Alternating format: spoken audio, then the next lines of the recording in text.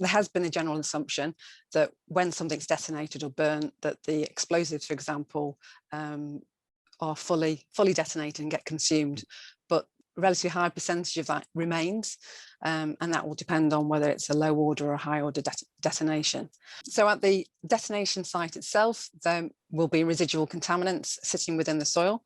So that can be explosive residues itself, or it could be other components of ammunition. So you're talking about the casing, any electronic components there may be, or other solvents or plasticizers. There may be heavy metals present as well, like lead, arsenic, cadmium, mercury, and they will persist in the ground. And if there's rainwater percolating through that ground, it can then get into the underlying soil and underlying groundwater.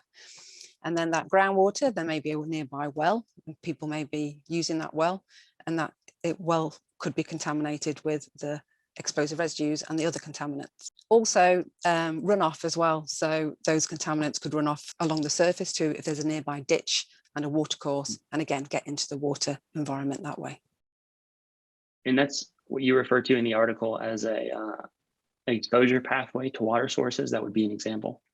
Yeah, so when we're looking at environmental risk assessment, we talk about exposure pathways and linkages between those. So you're looking at the contaminant, you're looking at the pathways of how it can get to a receptor, for example, a person or a water environment. You know, we're cleaning up sites. I'm based in the UK.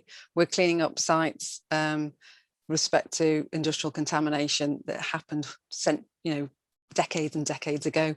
And this can be a legacy that lasts for a very long time.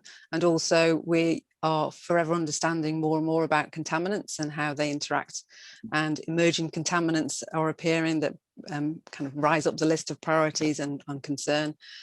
It's always better to not have it discharged in the first place. To go back and clean something up is always more difficult and costly.